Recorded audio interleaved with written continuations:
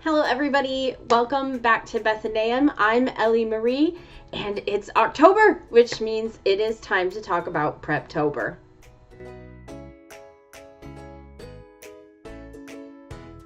Alright, so last time I talked about what our Preptober schedule is going to look at.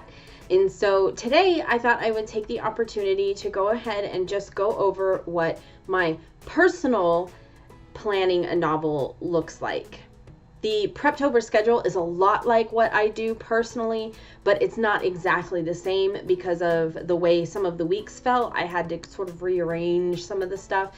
And I kind of thought before we get just really into the guts and the meats and the bones of Preptober, I would just kind of give you an idea of what it looks like in a real world application, because it's completely different than just sectioning everything out and doing it like a section at a time. So that's what I'm going to talk about for you today. As I've mentioned several times, I almost always start with characters. This isn't always the case. There have been a couple of stories that I've had where I had kind of a plot idea or a little bit of a world maybe, but usually I begin with characters. Now, characters are our second thing that we will be talking about in Preptober, so it's not that far off base, but it's still second, which is whereas for me it would normally be first. So I decided, and I did this in my blog yesterday, I'm going to use some characters that I have from a different story, a different work that I had been working on, I'll get to that, as examples. So I have this work that I have been working on for years, and I'm talking like 5-6 years. It's just been forever that I've been trying to find all the pieces and put it together and just really hammer it all out. So it's called Ohio, which for those of you who don't know is good morning in Japanese, not Ohio the state. A lot of people assume Ohio, like Columbus, Ohio, and it's not. It's Ohio, which is good morning in Japanese. Please excuse my pronunciation if that's terrible. I'm just trying to pronounce how it's spelled versus how Ohio is spelled, because I'm trying to mitigate that confusion. So Ohio began as a story that I wanted to write. I wanted to write something short, and I wanted it to be cute and kind of fun, and all the characters were going to be based on people I knew.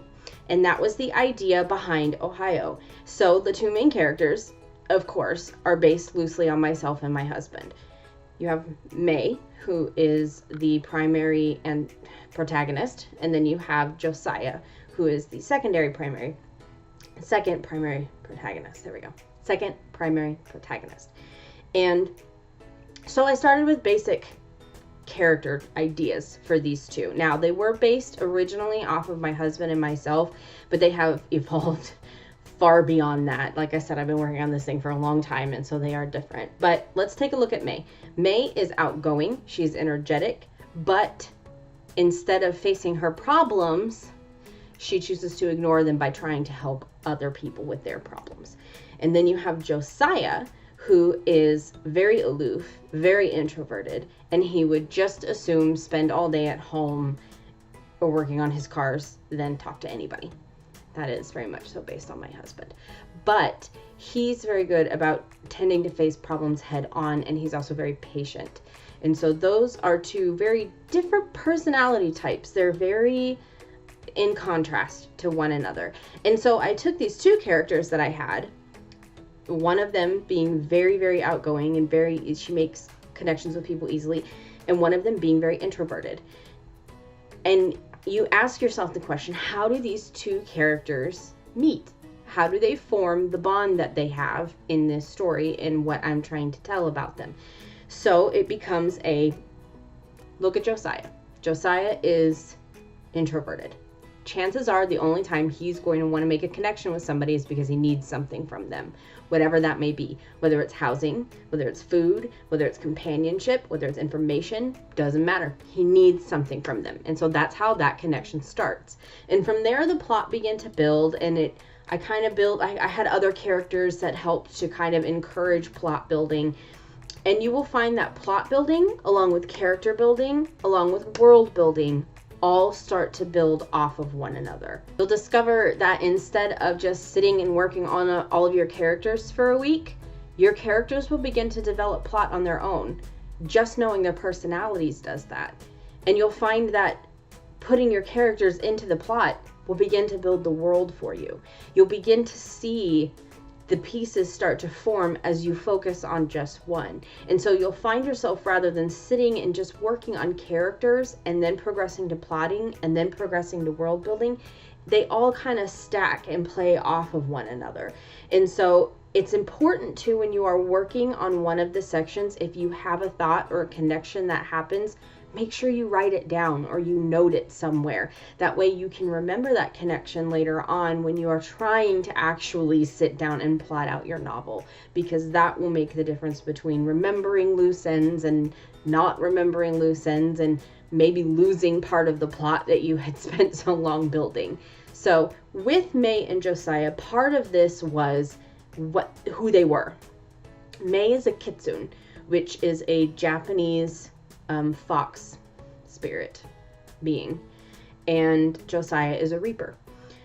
And I know that I wanted Josiah's character to be placed outside of Japan, so even though that's May's home country, his was going to be different, but I still wanted him to be based somewhere within that eastern part of the world. I say eastern, but that's kind of relative from where you are. It's eastern from where I am, the Asian, like Malaysia, China, Korea, all that.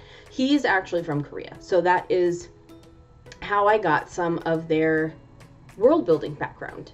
And it also began to play into their backstories, which is part of plotting. And so it kind of builds from there, and it builds and it builds. And they eventually, because of the way the plot started to progress, they moved west. They ended up in the United States, primarily because that's where I live. And so I feel that's most comfortable for me to write. But it also was pushed that direction because of the plot and because of specifically May's history and May's background. It really pushed them away from where they were originally from. And so again, just all of those things play on one another, and they begin to grow and turn and become new and different things. And the plot and the world and the characters all begin to kind of develop as you work on them. It's like a sweater. You find the loose end and you pull. And the way you pull when developing a novel is by asking, what if? You ask what if with everything. So you say, okay, I have this character and they are a kitsune. What does that mean? Well, maybe they live with a family of other kitsunes. What if they didn't? So then you can go from there.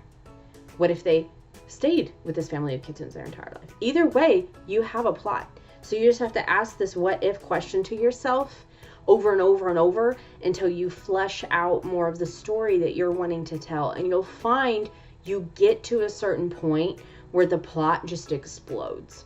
And the plot just becomes this big thing that then you have to piece out. And you have to try to find, okay, where's the difference between what I as the writer know and the reader needs to know for the story's sake? Because that's part of my issue with Ohio, is it's so big and it's so tangly and it's so messy, because I've been thinking about and working on it and processing it, and it has so many characters for so long that I don't know where to start. And so that's another thing to know, is when to stop asking what if, when to say, okay, this is it.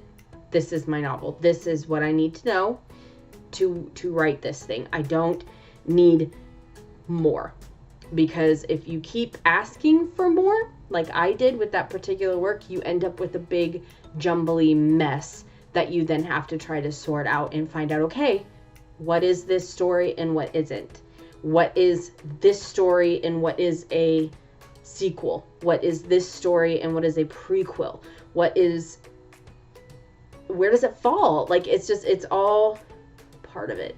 And so while we're working through these steps, we'll be working through characters. Well, no, first we'll be doing genre and premise, then we'll be doing characters, then we'll be doing plotting, and then we'll be doing world building. As we're working through these, I just want you to keep in mind, these are not 100% solid steps. So if your process begins to look more messy than just step, step, step, step, it's okay. It's okay. Don't panic. It's just your creative process. And it's okay, because that's another thing. Everybody's creative process is different. Everybody builds something different. Everybody paints differently. Everybody does art creation differently, and that's okay. Don't be afraid of the fact that your creative process might look different from mine. It might look different from your favorite author. It might look different from someone else who's giving you lessons, from your creative writing teacher. It just might look different, and that's okay. And that's how it should be. All of that was meant to just be kind of a glimpse into the craziness that will be Preptober, and hopefully you will follow along with me. And as we work through the steps, and hopefully they will begin to look like something for you, and that you can find your own creative process as we go through each of these pieces. And so I hope that this video was helpful, and that you'll see that it's not a neat step-by-step. It's messy, and it's fun, and it's amazing. And eventually you will pull out a masterpiece out of the mess, because that's what creatives do. You pull a masterpiece out of the mess. And that's that, the creative mess that is getting ready for a novel. And I hope that you enjoyed this video, and that it is encouraging to you, and that you will choose to work along through the steps in Preptober with us. That will probably become a jumbly mess, but that's part of it. It's part of the adventure. And I hope that I'll get to see you out there for NaNoWriMo. And I hope that you enjoyed this video.